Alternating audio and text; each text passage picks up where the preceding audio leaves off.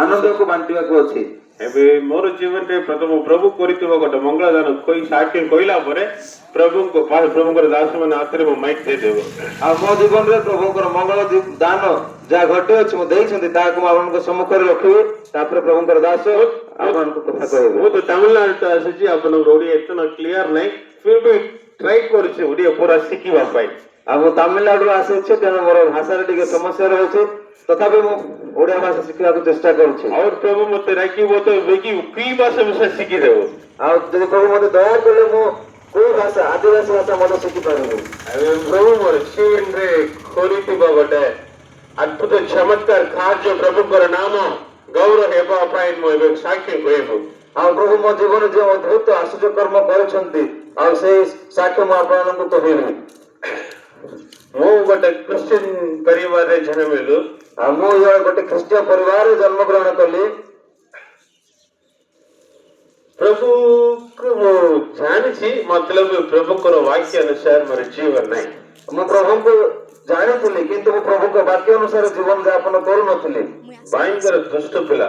ଆଉ ମୁଁ ସବୁ ବଡ ଦୁଷ୍ଟ ଲୋକ ଥିଲି। ସାନ ବୟସରେ ଚର୍ଚ୍ଚକୁ ଯିବ ତ ଗୋଟେ ନାଟକ, ଘରରେ ଥିବ ତ ଗୋଟେ ନାଟକ। ଆଉ ଚର୍ଚ୍ଚକୁ ଗଲେ ଗୋଟେ, ଆଉ ଘରେ ରହିଲେ ଆଉ ଗୋଟେ ପ୍ରକାର ମଣିଷ ହେଇଯାଉ। ସେମିତି ଏକ ମୋର ଜୀବନ ଥିଲା। ଆଉ ସେ ପ୍ରକାର ମୋର ଜୀବନ ଅତିବାହିତ ହେଉଥିଲା। ମୁଁ କେତେବେଳେ କଲେଜ ଫାର୍ଷ୍ଟ ଇୟର ଜଏନ୍ କରିଲୁ, କଲେଜ ଫାର୍ଷ୍ଟ ଇୟର ଯେତେବେଳେ ମୁଁ କଲେଜ ଫାର୍ଷ୍ଟ ଇୟର ଜଏନ୍ କଲି, ସେ ସମୟରେ ମୋର କ୍ଲାସରେ ଖାଲି 2ଟା ପୁଅ, ବାକି ସବୁ ଝିଅ ପିଲାମାନେ। ଆଉ ସେଇ କଲେଜରେ 2 ଜଣ ପୁଅ, ବାକି ସମସ୍ତେ ଝିଅ ମାନେ ଥିଲେ। ମୋର କ୍ଲାସରେ କ୍ଲାସ ସମୟରେ କେବଳ 2ଟା ପୁଅ ଆଉ ବାକି ସମସ୍ତେ ଝିଅ ମାନେ। ଆପଣ ମାନେ ଏବେ ବୁଝିପାରିଥିବେ ଫିର ମୋର ଜୀବନ କେମିତି ଥିବ, କେମିତି ରହିଥିବେ ବୋଲି। ଆଉ ସେ ସମୟରେ ମୋର ଜୀବନ କେମିତି ଥିବ ବୋଲି ଆପଣ ଚିନ୍ତା କରିପାରୁଥିବେ। ଏମିତି ଥିଲା ସମୟରେ, ଆଉ ଏମିତି ଥିବା ସମୟରେ ହଠାତ୍ 7 ଜୁଲାଇ ମାସରେ, ଆଉ ଜୁଲାଇ ମାସରେ ହଠାତ୍ 5ଟା ରୋଗ 8 ଟାଇମ୍ ଆସିଲାଣି। 5ଟା ରୋଗ ମୋ ଶରୀରକୁ ଆଘାତ କରିଥିଲା। ଲେପ୍ଟୋସ୍ପାଇରୋସିସ୍, ସେଟା ମୁଁ କହିଦେବୁ ତମେ ଓଡ଼ିଆରେ କହିପାରିବ ନାହିଁ, ଠିକ ଅଛି? ଲେପ୍ଟୋସ୍ପାଇରୋସିସ୍, ଆଡମ, ନିମୋନିଆ, ଟାଇଫଏଡ, ବ୍ରେନ୍ ଫିଭର। ଆଉ ଲେପ୍ଟୋସ୍ପାଇରୋସିସ୍, ଆଡମ, ନିମୋନିଆ, ଟାଇଫଏଡ, ବ୍ରେନ୍ ଫିଭର, ଏ ପ୍ରକାର 5ଟା ରୋଗ ହଠାତ୍ ମୋ ଶରୀରକୁ ଆସିଲା। ଡାକ୍ତର ମାନେ କହିଦେଲେ 3 ପୁଅ ଏଟା ହେଲା ଗୋଟେ 10-15 ଦିନ ହେଲା ପରେ ବହୁତ ସିରିୟସ ହେଇଗଲ। ଆଉ ଏଇ ପ୍ରକାର ବେମାର ମତେ 10-15 ଦିନ ହେଲା ପରେ ବହୁତ ସିରିୟସ ହେଇଗଲି। ଆଉ ଲୋକମାନେ ଡକ୍ଟର ମାନେ ବି କହୁଥିଲେ ଆଉ ମରିବ ନାହିଁ, ବଞ୍ଚିବ ନାହିଁ, 2 ଦିନରେ ମରିଯିବ, ଗ୍ୟାରେଣ୍ଟି 2 ଦିନରେ ମରିଯିବ। ଡକ୍ଟର କହିଲେ କି ଏ ପିଲାଟି 2 ଦିନ ଭିତରେ ମରିଯିବ। ପ୍ରିୟ ପ୍ରଭୁଙ୍କର ଲୋକ ଶୁଣନ୍ତୁ, ପ୍ରଭୁଙ୍କର ଲୋକମାନେ ଶୁଣନ୍ତୁ, ଏମିତି କହିବା ସମୟରେ ସେ ସମୟରେ ମୁଁ ତ ସେନ୍ସଲେସ୍, ମତେ ବୁଝିନି, ସେନ୍ସଲେସ୍ ଥିଲୁ। ଆଉ ସେ ସମୟରେ ମୁଁ ଅଚେତ ଥିଲି, ଚେତାଶୂନ୍ୟ ଥିଲି।